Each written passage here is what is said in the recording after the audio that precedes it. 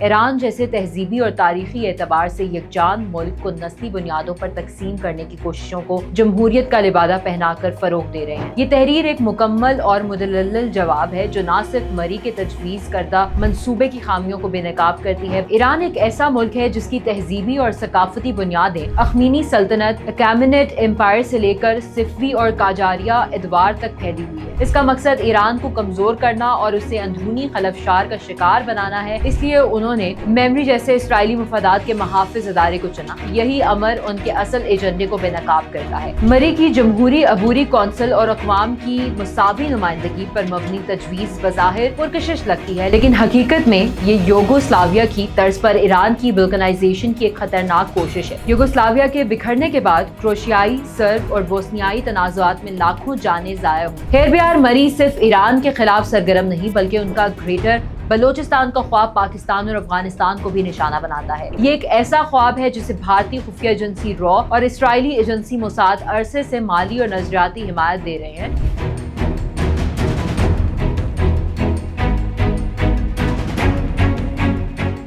ہیربیار مری کا ایران میں نام نہاد جمہوری تبدیلی کا منصوبہ، جسے موساد سے جڑے پروپیگنڈا پلیٹ فارم میمری کے ذریعے دنیا کے سامنے پیش کیا گیا، بظاہر ایک خوشنما ویژن لگ سکتا ہے، لیکن در حقیقت یہ پورے خطے کو کمزور کرنے کی ایک خطرناک اور مکار سازش ہے۔ مری، جو خود ایک مفرور اور خود ساختہ جلا وطن علیحدگی پسند ہیں، ایران جیسے تہذیبی اور تاریخی اعتبار سے یکجان ملک کو نسلی بنیادوں پر تقسیم کرنے کی کوششوں کو جمہوریت کا لبادہ پہنا کر فروغ دے رہے ہیں۔ یہ تحریر ایک مکمل اور مدلل جواب ہے جو نہ صرف مری کے تجویز کردہ منصوبے کی خامیوں کو بے نقاب کرتی ہے بلکہ اس کے پیچھے کار فرما سامراجی اور صہیونی مفادات کو بھی بے نقاب کرتی ہے۔ ہیربیار مری کی تجویز کا سب سے بنیادی مفروضہ یہ ہے کہ ایران ایک مصنوعی ریاست ہے جو نسلی اقلیتوں کو قابض اکثریت کے تحت دباتی ہے، لیکن تاریخ مری کے اس جھوٹ کو مکمل طور پر مسترد کرتی ہے۔ ایران ایک ایسا ملک ہے جس کی تہذیبی اور ثقافتی بنیادیں اخمینی سلطنت، اکیمنیٹ امپائر سے لے کر صفوی اور قاجاریہ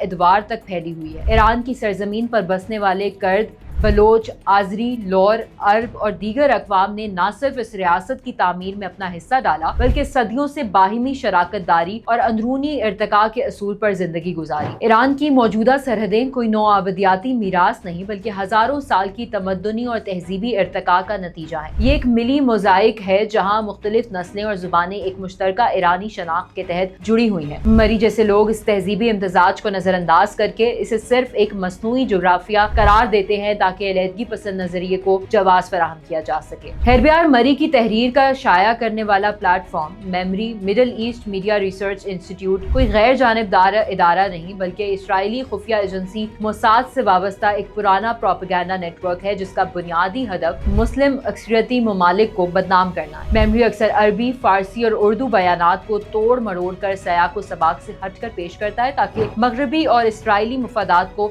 تقویت ملے۔ اگر ہیربیار مری کی تجویز واقعی کوئی خالصتاً اصلاحی ویژن ہوتی تو وہ اسے ایرانی علمی جرائد، علاقائی مکالماتی فورمز یا کسی مقامی سطح پر پیش کرتے، لیکن چونکہ اس کا مقصد ایران کو کمزور کرنا اور اسے اندرونی خلفشار کا شکار بنانا ہے، اس لیے انہوں نے میمری جیسے اسرائیلی مفادات کے محافظ ادارے کو چنا۔ یہی امر ان کے اصل ایجنڈے کو بے نقاب کرتا ہے۔ مری کی جمہوری عبوری کونسل اور اقوام کی مساوی نمائندگی پر مبنی تجویز بظاہر پرکشش لگتی ہے، لیکن حقیقت میں یہ یوگوسلاویہ کی طرز پر ایران کی بلکانائزیشن کی ایک خطرناک کوشش ہے۔ یوگوسلاویہ کے بکھرنے کے بعد کروشیائی، سرب اور بوسنیائی تنازعات میں لاکھوں جانیں ضائع ہوئیں۔ لیبیا، جو قذافی کے دور میں اگرچہ عابیت کے زیر سایہ تھا، آج ایک جنگ زدہ ریاست ہے جہاں قبائلی، ملیشیائی اور غیر ملکی مداخلت کا سرگرم ہے۔ سوویت یونین کے بکھرنے کے بعد نگورنو کاراباغ، چیچنا اور وسطی ایشیا کے کئی خطے آج بھی عدم استحکام کا شکار ہیں۔ مری صاحب کی جمہوریت در حقیقت جغرافیائی خودکشی کا دوسرا نام ہے جس کے نتیجے میں ایران نہ صرف اپنے اندر ٹوٹ پھوٹ کا شکار ہوگا بلکہ پورا خطہ غیر ملکی ایجنسیوں کا میدان جنگ بن جائے گا۔ ہیربیار مری جس عبوری کونسل کا خواب دیکھ رہا ہے، اس کی حقیقت جاننے کے لیے ہمیں لبنان اور عراق کی مثالیں دیکھنا ہوں گی۔ لبنان میں طاقتوں کی مساوی تقسیم کا نظام 1975 سے اب تک بارہا خانہ جنگی، سیاسی جمود، کرپشن اور بدترین معاشی بحران کا شکار ہوا ہے۔ عراق جو 2003 میں امریکی مداخلت کے بعد جمہوری ہو گیا، وہاں آج بھی شیعہ، سنی اور کرد گروہوں کے درمیان تصادم تصادم جاری ہے۔ ایران جیسے ملک میں جہاں بلوچ، آذری، کرد اور دیگر نسلی گروہ صدیوں سے تہذیبی ہم آہنگی کے تحت رہتے آ رہے ہیں، وہاں ان کو الگ الگ سیاسی اکائیوں میں بانٹنا صرف داخلی بغاوت کا نہیں بلکہ خانہ جنگی کا بیج بونا ہے۔ ہیربیار مری صرف ایران کے خلاف سرگرم نہیں بلکہ ان کا گریٹر